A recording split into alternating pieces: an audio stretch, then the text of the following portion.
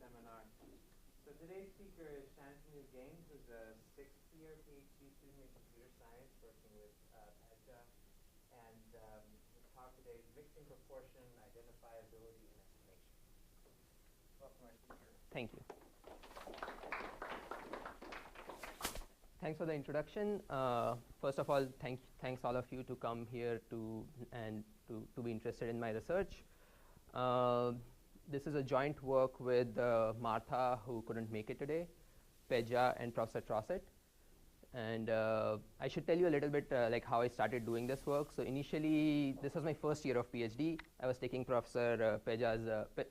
class of machine learning, and he gave me this project. And I started working on it, and I submitted it. And then, I started working with Professor Trossett on some other cool stuff. And finally, it was the time of my quals, and then Peja was on my committee. So he gave these questions again to me, and I then, at that point, I looked at it in depth. And I mean, there were more things to it. But at that time, I looked at it in depth, and then I finally got interested into it and started working on it. And since then, Martha got involved a year ago, and then we've been trying to publish it, and hopefully that will happen soon. So the title of the talk is Mixing Proportion, and it's Identifiability and Estimation. Let's just start with this picture. So in this picture, you can see there are three PDFs, three density functions, f, f1, and f0. They're not arbitrary. They are related in certain way. Precisely, f is a mixture containing f1 and f0.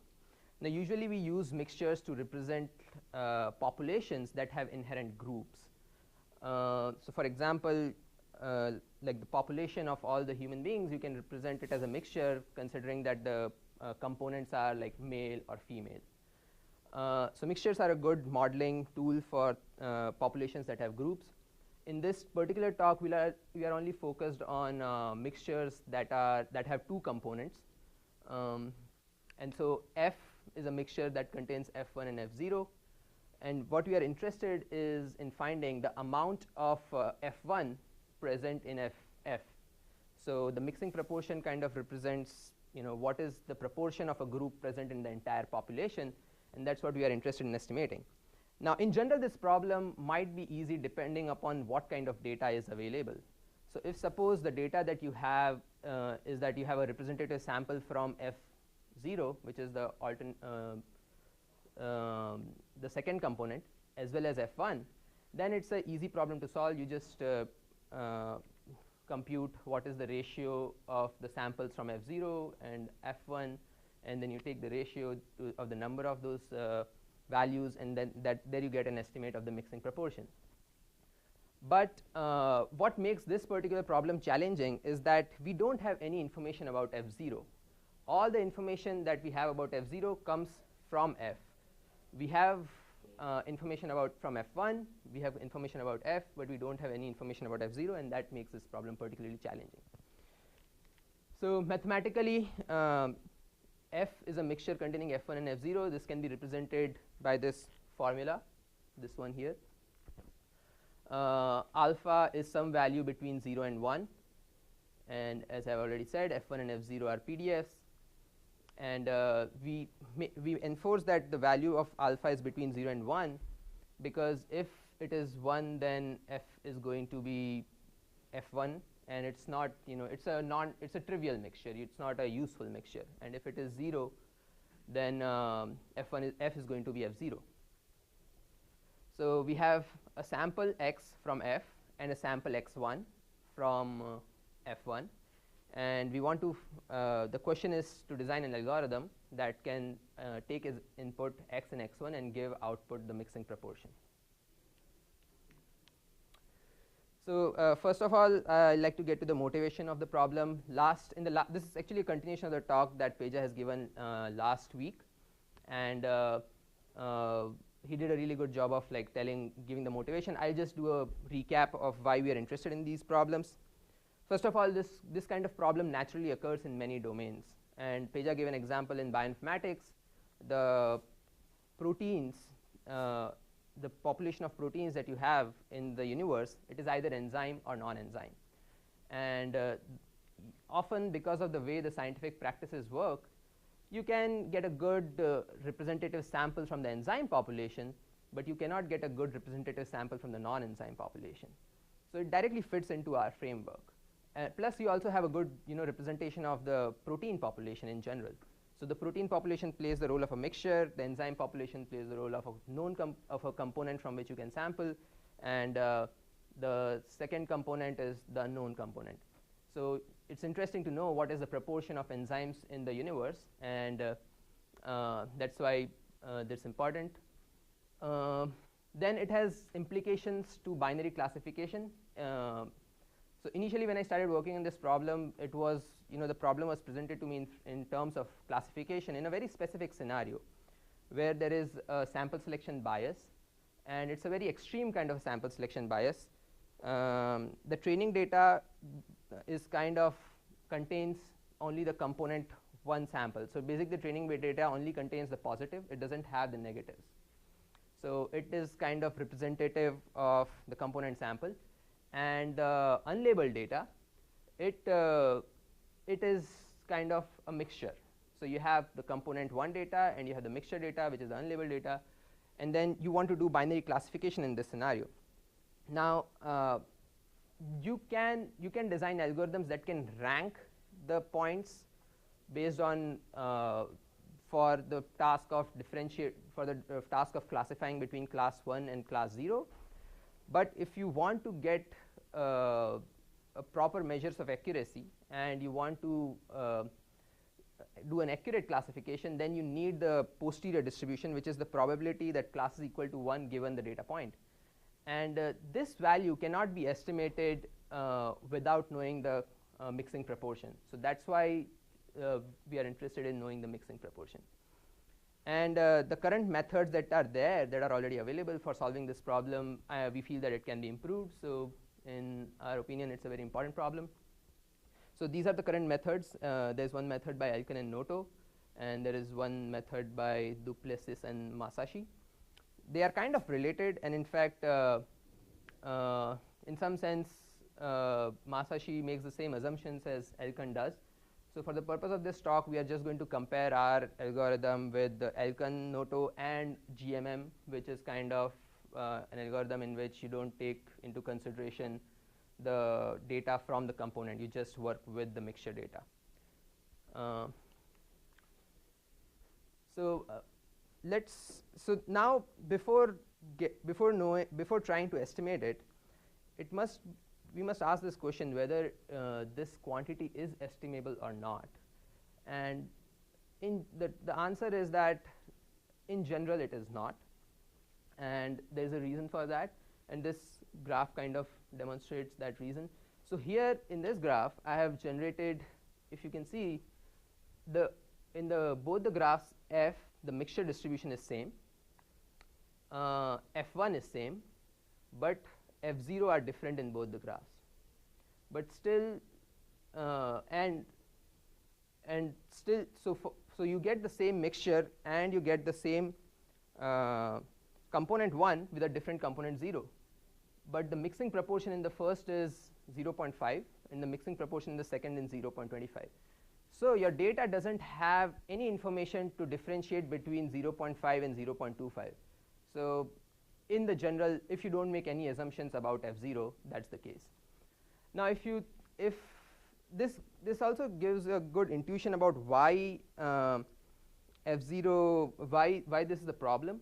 If you see in this graph, F0, the way I have generated it is that F0 itself is a mixture containing F1.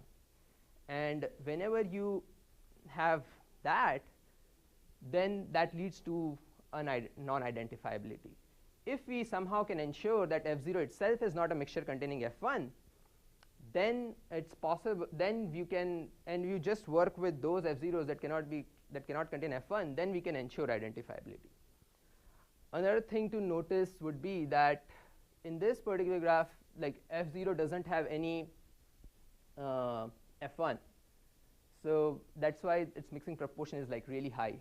And just because F0 here has some proportion of F1, the mixing proportion is low here because some of the things that were supposed to be captured by F1, the algorithm can attribute it to be captured by F0. And so as the amount of F1 will reduce in F0, you will get higher and higher estimates of mixing proportion. So what this tells is that you will have a mixing, all the values from 0.5, between 0 and 0.5 can be valid mixing proportions, depending upon how much F1 you have in F0. So now we'll make these ideas concrete. If you look at the mixture equation and you do some algebraic manipulation, then you can write component 0 in terms of the mixture and the mixing proportion and the component in this equation. This equation.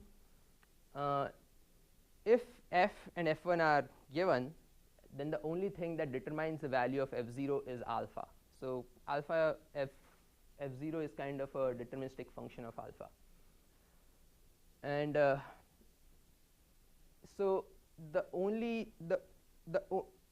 cases when alpha is not a valid mixing proportion is when F0 becomes a function which is not a PDF. In all the cases where alpha has some value such that F0 becomes a PDF, it's a valid mixing proportion. So the condition for alpha, so if we simplify this, what we get is that the only criteria that is necessary for F0 to be a mixing proportion, F0 to be a valid PDF is that the numerator must be positive everywhere. For all values of x, the numerator must be positive. So any value in the range 0 to 1 such that f divided by f1 is always greater than a, then A is a valid mixing proportion. Any value which doesn't satisfy this equation is an invalid mixing proportion. Another conclusion of this is that any value which is less than A is also going to be a valid mixing proportion because this inequality will hold true. So putting this all together, we can find, so we have worked on some theorems, and the conclusions of these theorems can be summarized here. There exists some value alpha star between 0 and 1 such that all values in this interval from 0 to alpha star are valid mixing proportions, and everything outside this interval is an invalid mixing proportion. And secondly, we are also able to characterize like what this value alpha star would be. It is going to be infimum of this set, which is the set of all the values for the ratio of f divided by f1 conditional, and of course we assume that f1x is not equal to 0. So so a part of this work we had derived this theorem independently, and but it was all of course it was also derived by this paper by Scott and Blanchard, and but there's a difference between, but we could say much more. So they were able to say that when you are not allowing your component 0 to be a mixture containing, to be itself be a mixture containing f1, then you can lead to a family of mixtures that is identifiable. And what we could add more to it is that we could characterize the entire set of mixing proportion that gives a valid mixture, so which is this interval. And also we could get an explicit expression for the maximum of this interval alpha star in terms of f and f1. Further, bullet 2 and 3, they kind of say that if your mixing proportion is alpha star, then f0 itself cannot be a mixture containing f1, which is what we expected, and if it is something less than alpha star, then f0, the corresponding f0 has to be a mixture containing f1. So putting this all together and putting more fancy notations, we give the statements of the theorem. So here, this thing is a family of all mixtures that can be expressed as having component 1, and this set A, it is the set of valid mixing proportions corresponding to mixture f and component f1 when you allow f0 to vary in set p0. P0 is some set of densities that is defined on RK or multivariate space. So to summarize, if we don't put any assumptions on F0 and we let F0 vary to have all the possible values of the of densities except F1. So this is the set P0 all, which is the set of all the densities except F1. If we let F0 vary in that, then alpha is not identifiable, and the mixing proportion, the set of valid mixing proportion is this interval. If we now restrict F0 to belong to this set Q0, which is a set obtained by subtracting certain things from P0, and actually what we subtract is this set itself.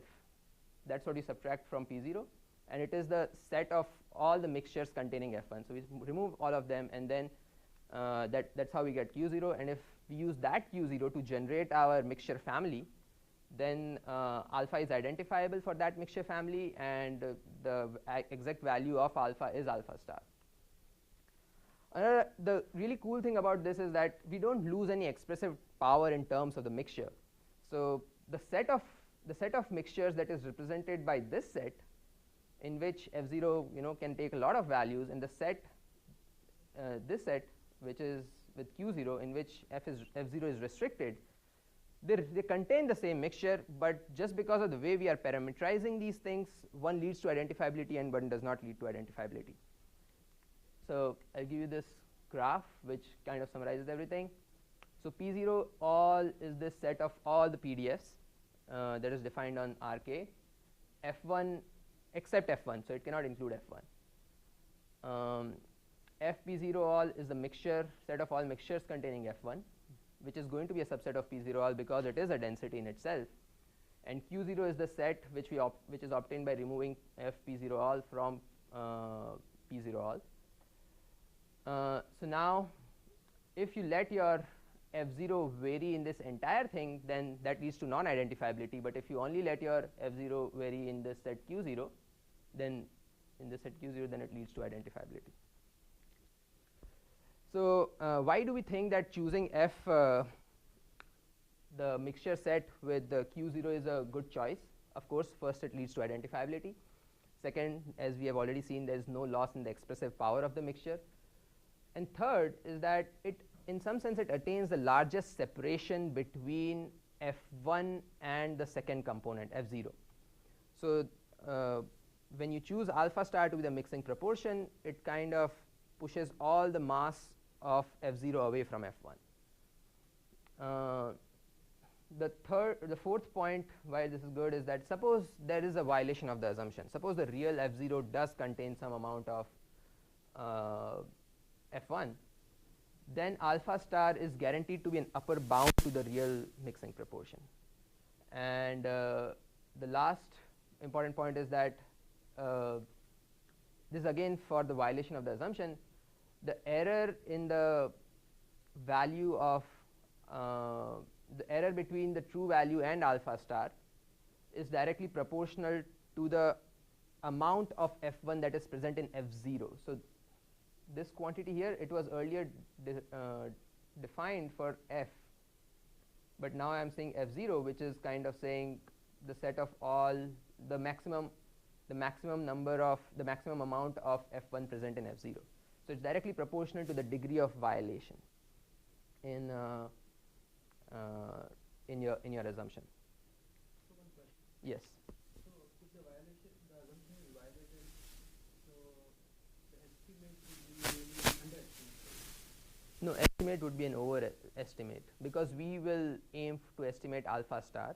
The true value will be something lower than that.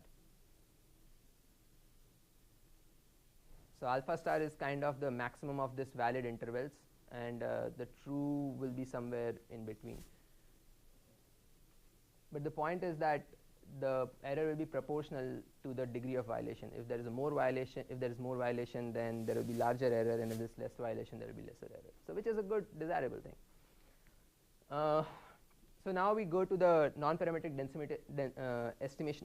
estimation technique for alpha star. it is basically derived on two principles. One is that one principle and one assumption. The first principle is that any density can be approximated by a k component mixture or an m component. Oh, I should have written it k or something. By an k component mixture. So for example, histogram or kernel density estimation, they kind of estimate any density as a mixture itself. So for our algorithm, we will express our the two component mixture density as a k component mixture density, as well as our components themselves as a k component density. The second assumption is that the kernels that are used to represent the k component mixture, they kind of, so suppose you found some kernels which give you a good approximation to f, then you can use the same kernels to get a good approximation for f1, but with a different reweighting of reweighing the vectors. So here there's lambda I and there it's eta I. So you want to reweight and then you can get a better approximation. Yeah, these are just conditions for it. These are the conditions for it to be the mixture.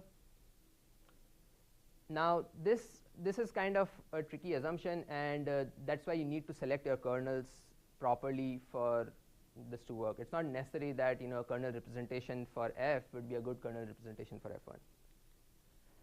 So now the algorithm, so the first part of the algorithm is that we approximate f denoted by f hat by this kernel representation. Then we derive another mixture density which has the same number of which has the same components as the previous one, and here we reweigh the weights, we reweigh the components in a different manner. So we do that using this vector beta, and this beta I kind of does the reweighing. So if you just consider this numerator itself is not a density. You need this denominator to normalize it and to make it a density. And so it kind of represents that if suppose lambda I is the weight, is the right weight for component kappa I for f, then then beta I can be like some value between 0 and 1, which reduces the importance given to lambda I or increases the importance. Though we are keeping our beta I between 0 and 1, this normalization allows the weight to be increased or decreased arbitrarily. So it helps us to give a good representation of this density. The goal of deriving this H1 distribution is that we are going to use it to approximate our F1 distribution, and that's why the flexibility that beta provides will be good for expressing H1 as an approximation to F1. Now we also define a complementary mixture density, which just gives the rest of the weight from the mixture for rest of the component weight. So it's defined in terms of H1 again, but with a different vector 1 minus beta, and this is the formula here. So that this one will play the role of component 0, and this one will play the role of component 1. Soon you'll see that. So now we re-express f hat back as a 2 component. So we had a representation as a k component density. Now we re-express it back as a 2 component density. So if you have this formula for initial formula for f hat, if you kind of do the algebra, you can express it in this manner. Everything will cancel out, like the betas will cancel out, and it will be just giving you this value. But this is not a function of beta, because betas cancel out in this thing. So you cannot use it in some way to learn beta. So but the idea, the trick you can do is that you replace this by an estimate of f1 that you can obtain because you have the data from f1. You can get an estimate of f1. Then you replace this by f1 hat. That's what I have done here. And now this function is actually a function of beta. Now the betas won't cancel out. But the cool thing about this is that for the right values of beta, this, actually it's another slide, yeah. So you can find some values for beta, say b, for which h1b will be approximating f1 and hb will be approximating f. Now if you go back to the previous slide, notice that summation beta I lambda I plays the role of alpha here, plays the role of the mixing proportion. So we can use that as an approximation to alpha here. But because of the identifiability theory we have developed earlier, beta we cannot guarantee that beta is unique. You know, it's a beta that satisfies these properties is unique. In fact, summation bi lambda I can be estimate of any value between 0 and alpha star. We don't know in advance, and it can still satisfy these conditions, and still it can be an estimate of any values here. What we want to do is estimate alpha star and not that. So the idea is that we want to find that value of beta which satisfy these two conditions, and it maximizes summation beta I lambda I, because our alpha star is the maximum of that interval, and that's what we want to maximize. So we formulate this in a log likelihood framework, and we can compute the likelihood of the data based on this. So the likelihood of the data is in terms of the parameter beta can be divided. So you had this x which was sample from f, and x1 was a sample from f1. So you can divide it separately because they are independent, and then you can express the densities. You can express the log likelihood as follows. Now this suggests, so now the idea is that we want to learn this beta from the data, and we can do a maximization of the log likelihood to do that. And in order to ensure that we also find the one that maximizes the summation beta I lambda I, the first approach that anyone should try would be to maximize this log likelihood plus this summation beta I lambda I, which is weighed by a small epsilon, and it should theoretically it should work, but we'll see later on that this does not work, and because we are not working with the actual densities, and we are working with approximations to the densities of f and f1. What we did in our solution was to maximize the log likelihood subject to the constraint that summation beta I lambda I is equal to alpha. So we do this for very many different values of alpha. We do that for say 100 values between the range 0 and 1, and then we can, once this optimization is done, you can get the value of the log likelihood curve. So it should theoretically it should look something like this. For all values of alpha from 0 to alpha star, you should get log likelihood which stays same, and then after alpha star it should deteriorate. But in practice we find something like this. This is the execution of a particular algorithm, a particular data set, and we get this particular curve, and the black line denotes the true value, which is 0.5 here, and the red line denotes an estimate which we have done it which is done through a separate step. But the idea is that first you solve the optimization problem and get this curve, and then try to figure out where the decrease in log likelihood is high, where the log likelihood decreases, rapid decrease in log likelihood. And we call this script like to find this point. We have this script, we call it in our internal jargon as inflection script, and what it does basically is just computes the ratio after so for each point it computes the slope before the point and after the point, and then it tries to identify a point where the decrease in the slope is maximum. So, and that's how you identify this point. It's more or less this, but there are other issues as well, but I think for the purpose of this talk this is more than enough. Now a very obvious question would be that this is all cool for the univariate data, but what happens when you have multivariate data? Because when you have multivariate data, your approximations of f and f hat can be f and f1 can be really bad, and that can lead to a lot of bias and approximation error.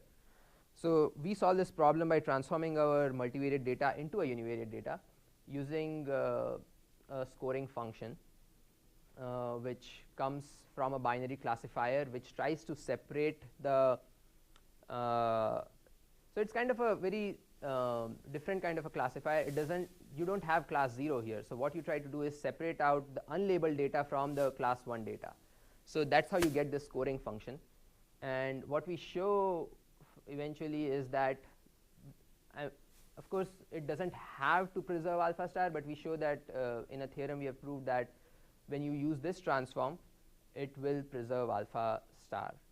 So when you go to a lower dimensional space, the value of alpha star is still preserved, and then you can apply the same algorithm in the univariate setting to estimate alpha star. How much time do I have now? Can you tell me how much time do I have? Oh yeah, okay. So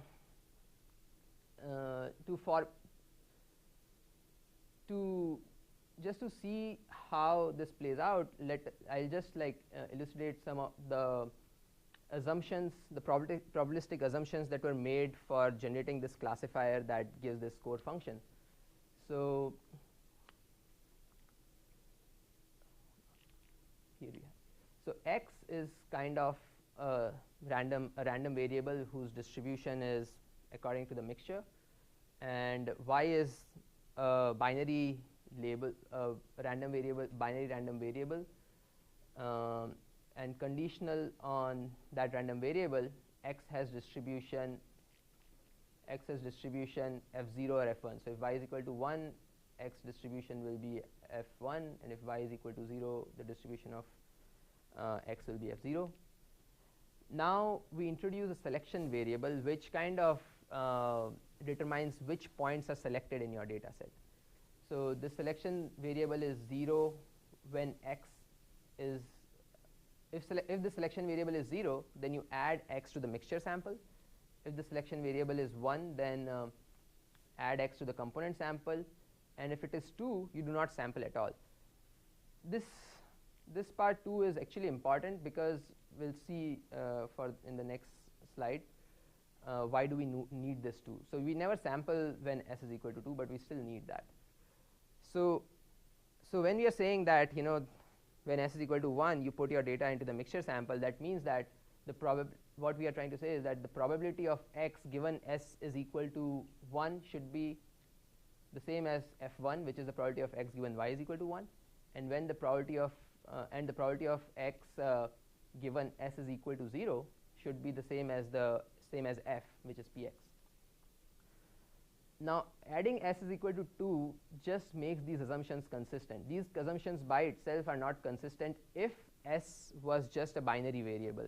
It would take just value 0 and 1. So if and a small, it kind of implies, so when s is x and s, this condition implies that x and s are independent, and if s is a binary variable, that automatically translates to implying that x and s1 are also independent, but that's clearly violated by this assumption. But when we add s is equal to 2, this assumption is, we can still work with this assumptions, and it makes it consistent. So when you learn a classifier which is trying to differentiate between s is equal to 1 and s is equal to 0, a probabilistic classifier, the score of a probabilistic classifier will be learning the probability that s is equal to 1 conditioned given x, and that s is an element of 0, 1. So we call this quantity as tau 1, and and this thing can be estimated. So you run your classifier on this data, and then you can estimate this quantity. What we have shown is that when you transform your data, when you use this as a transform for your data, then alpha star is preserved. You get a univariate data and alpha star is preserved. And you can also, this is another cool part, that you can learn the true posterior probability, the probability of y is equal to 1 given x, from this function tau 1. These values here can be computed. So C is the probability s is equal to 0 divided by probability s is equal to 1, which will be just, you can estimate this by computing the ratio of the number of points in the mixture to the number of points in the component 1. So this is estimable, and this value is the mixing proportion which we are estimating from the algorithm. So once you have an estimate of the mixing proportion, you can estimate the true class posterior probability. So now this is the result on synthetic data. So the way it was done was you had two Gaussian components. It was generated from two Gaussian components which have variance 1, and it is separated in mean by 2. And yeah, and then you so here the mixing proportion was 0.5. The black line denotes that, and this is what we estimated. These are the box plots for this is red one is our algorithm, green is Elkin and Noto, blue is Gaussian mixture models. So yeah, and here it's, so I have to tell you this, that usually when you are doing Gaussian mixture models, you have to be careful doing a lot of random restarts, and you can take your iterations really long. But here I had not done any random restarts, so it might be possible that GMM might work slightly better. But recently I have done some more experiments which kind of convinces me that at least on the real data our algorithm is winning, but I'll come to that later. Then this is for another one which has Laplacian components. Again, we find our algorithm to be doing pretty well. The true mixing proportion is 0.25. Then there's this waveform data set. It's pretty good. This is a data set which is generated from a 10-dimensional ball. And these are the statistical, this is a table that gives the statistical significance. So this is normal with a separation of 2 between the means, separation of 6, Laplacian, separation 2, separation 6, waveform and ball. Everything that is bold kind of denotes the winner when you are doing multiple hypothesis testing, comparing these algorithms with each other. So yes? Just one question. Can you have a chance, if you can go to the previous picture. So this is the EM algorithm when you run it on the transformed data distribution, right? Right. Have you had the chance to run it on the real original data? I know we spoke about that. I'm just wondering. Oh, like multivariate Gaussian? No, I didn't do that. Not yet. But I did. Yeah. Yeah. No, I couldn't. No, waveform is just 3. Oh, it's 20 dimensional. Okay. Yeah, 22 dimensional, right. Yeah, I didn't do that. It would be really, it would take a lot of time for that to do. So yeah, this table gives the statistical significance. For large separation, you can see that Gaussian mixture models do pretty well. And for small separations, I think the combination of small separation and small mixing proportion is where our algorithm kind of wins here. So and when there's lesser separation, it's a difficult problem. So sometimes Gaussian mixture model misses there. And again, when you have a Laplacian assumption, the results might be better for a smaller separation with our algorithm as compared to Gaussian mixtures. So we have a yet for like different types of distributions, like mixture of two power laws or power law with normal distribution? We have not done experiments related to it, but I think we thought that doing experiments on real data set would be more useful. So that's where we are heading now. But I agree, there are many distributions we can do our experiments with. So this is a bank data set. Yes.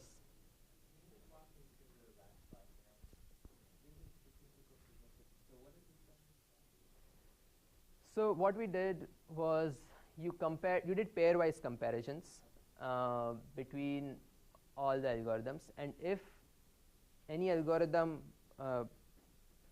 won as compared to both the algorithms, then the thing was bold, and if it wasn't, then you don't. If say it won with one algorithm but it lost to another, then nothing is bold.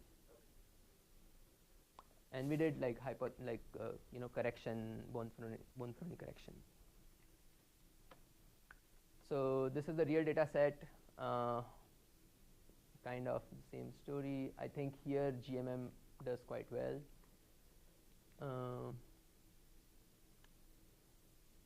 Yeah, but our algorithm kind of does well. And here, so these are the statistical significance.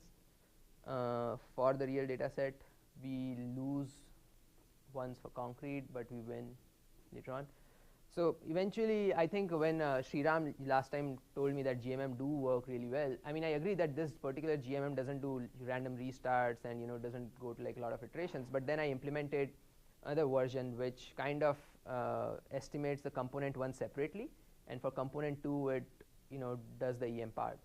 It definitely does better than this GMM, but still I think it wins one more time in this table. I don't have the results, like I don't have the tables yet, but from the box plots I can say that it wins one more time in these data sets, but the rest of the time our algorithm kind of beats it. So now this was the end of the non-parametric part. I also developed a approach to solve this parametrically. Of course, Gaussian mixture model is one parametric approach, but here we are taking a more general approach with working with skew normal components, which are an extension to the normal components. So skew normal components kind of allow for skewness in the data. Normal data is kind of symmetric and it allows for skewness. So so the assumption is that our components are distributed skew normally, and we find some sufficient condition that guarantees identifiability. I'll get to this later on. And we also develop an EM algorithm to find the mixing proportion under these assumptions. So first of all, this is one table which gives kind of different skew normal families. The first one is a univariate one, and it's the only univariate one. The second, the other two are multivariate, but they are different multivariate skew normal distributions, but both extend the normal distribution. So if you look at the PDF of a skew normal distribution, this part is so this is phi is the PDF of a regular standard normal distribution, and the bold phi is the CDF of a normal distribution. So all these expressions involve a product of a PDF and a CDF.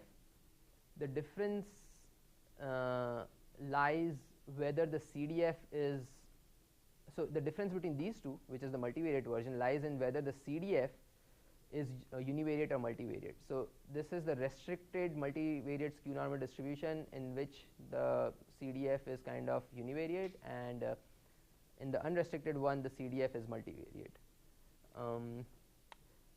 Mu is the location parameter, omega is the scale parameter, lambda controls for skewness. If lambda is equal to 0, this goes back to we go back to the normal distribution.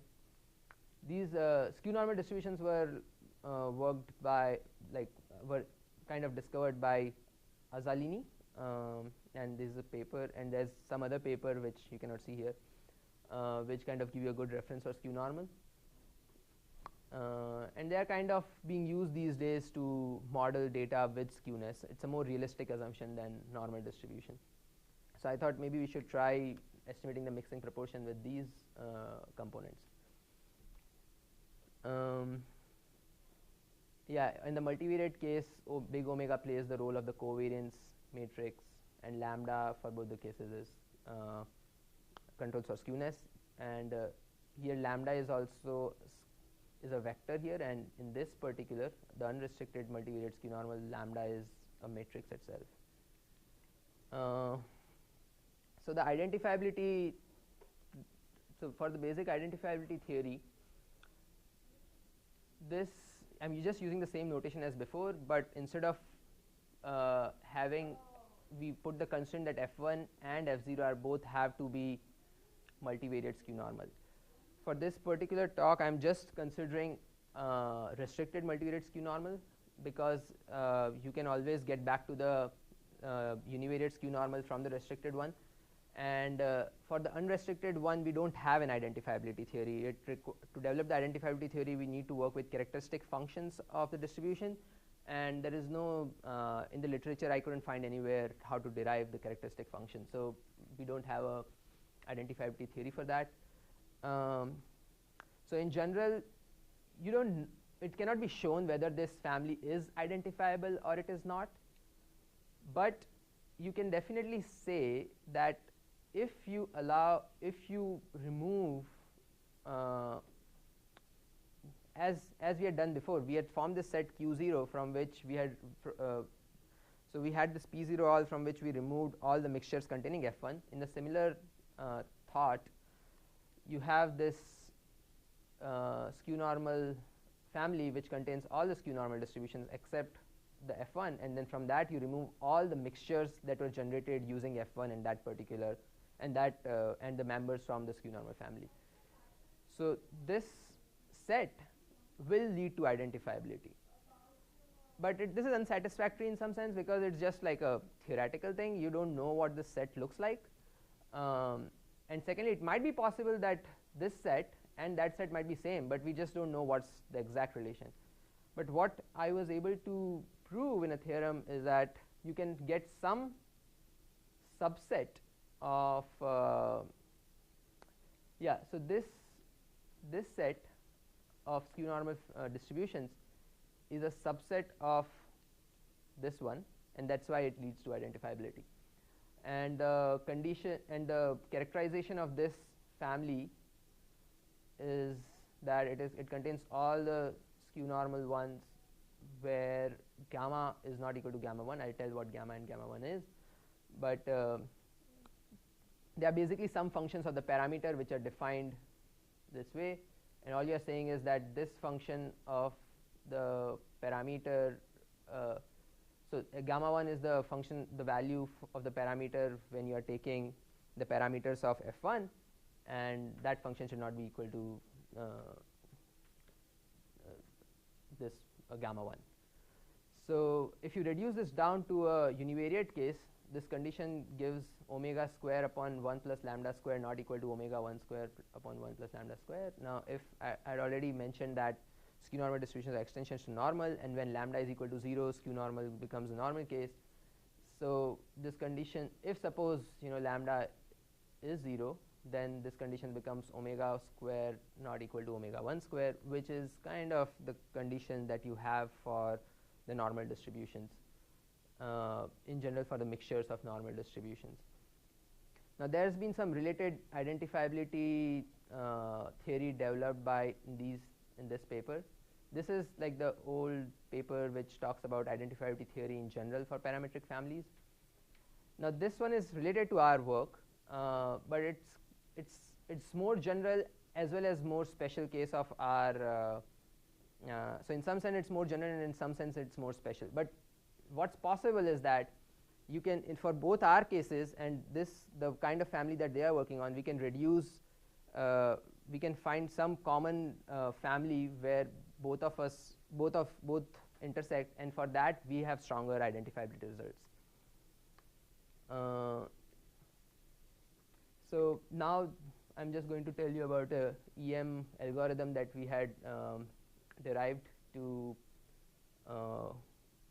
estimate the mixing proportion.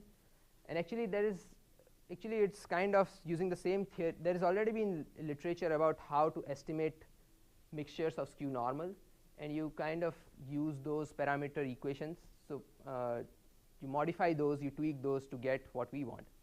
So our approach is first you use the component 1 sample and estimate the parameters of component 1. So and it's again an EM algorithm. You cannot directly maximize the log likelihood just for estimating the parameters of skew normal distribution. So you kind of had to go through an EM algorithm which has these parameter update equations, and these are the equations to estimate the parameters of F1. And then you estimate alpha and the parameters of the second component using the mixture distribution, and these are the update equations for that. Here are all the references which I had used, which talk about estimating skew normal mixtures. And in summary, I just want to summarize this now. So we developed some general identifiability theory for our problem. We have a non-parametric estimation technique. We have a theory for dimensionality reduction that guarantees that the kind of things we are doing make sense.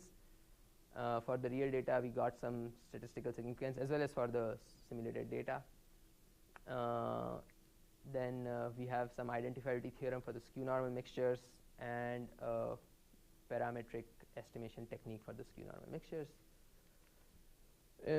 Future work, I think one of the important things to consider, I didn't mention like what we use for density estimation.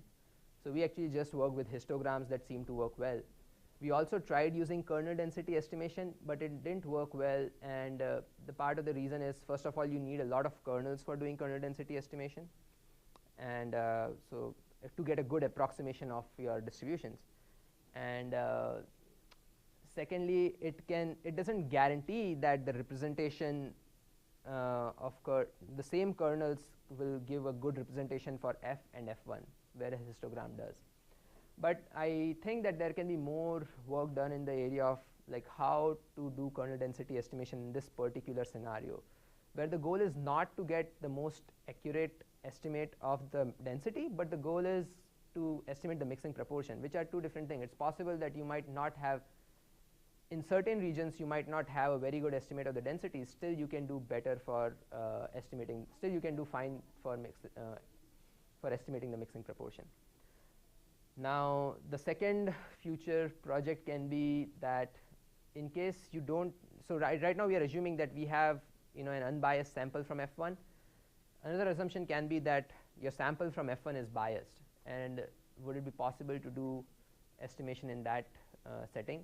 And that kind of scenario often occurs in bioinformatics and other disciplines, as Peja has mentioned to me before. And the last thing is that if suppose your sample from F1 and or both F0 are noisy, and still can you estimate mixing proportion in that scenario? So these are the three future projects that are possible from this, and I'm looking forward to work on them. And that's it. Thank you. Questions?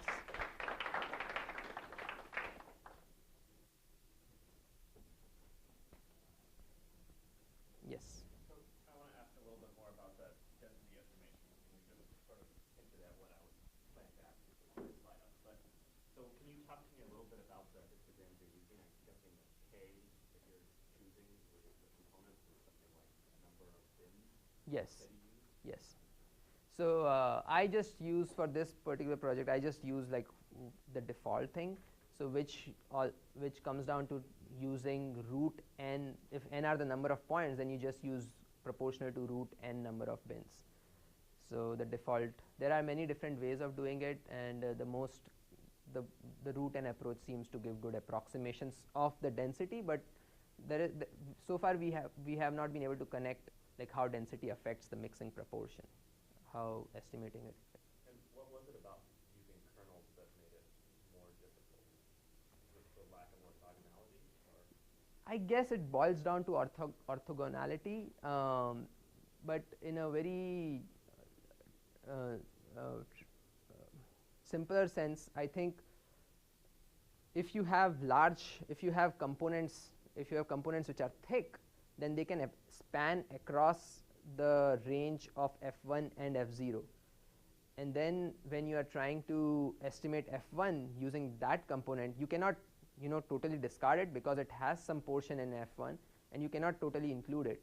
So always you're going to have a biased, if you're using that component, it will lead to more bias because it spans into a larger region. So you want components which are thinner. What kind of kernels were you using? Gaussian. A Gaussian. So Yeah. maybe if you use like definition or something where it's a finite. It might be better.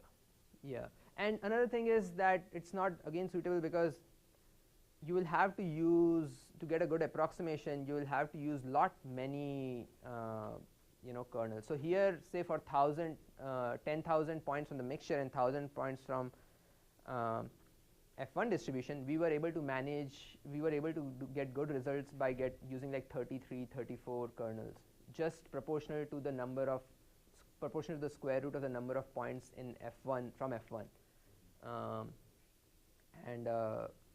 I guess with kernel density estimation, you'll have to choose lot more values, and then the optimization problem will be very difficult because you're working with a lot of variables. You had a question? What is it about interpretability that you mentioned, which did not transform from the univariate case to the multivariate?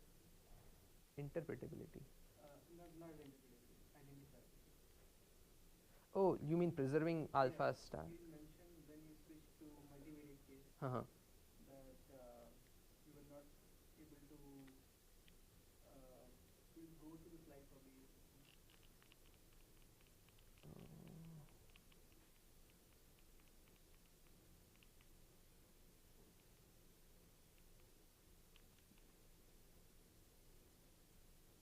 This one, preserving alpha star? No, where it says largest identifiability figure or something like that. You had the equation there. T1 as a transform preserves alpha star? That's okay. Maybe I can talk about it. Yeah, maybe we can talk. I was thinking in case you have like data and you have some priors on the kind of distribution you'd expect for two different groups from which they were drawn. Mm-hmm. Do you think you could then estimate, like maybe you have a bunch of different priors of different classes of distribution, some norm or something. On the components, Yeah. on the parameters of the components, Right. or So parameters or even family. okay. And then could you estimate like? I think that seems like that could reduce the total set of models you're looking at because you have a strong that's true. If you have more information, then definitely you can do better. I mean, skew normal is kind of a step in that direction. You're not using Gaussian because they are too simplistic. You want to use skew normal because they are in some sense more general. So yeah, but if you know more about the distribution, of course it should be exploited. This is the case where you don't know a lot, then what you can do. And also for the parametric approaches, it can give you biased results. It's not necessary that it will find alpha star. It can find something else instead of alpha star. All right, I think we're out of time, so thanks so much for Thank you. taking. Thank you.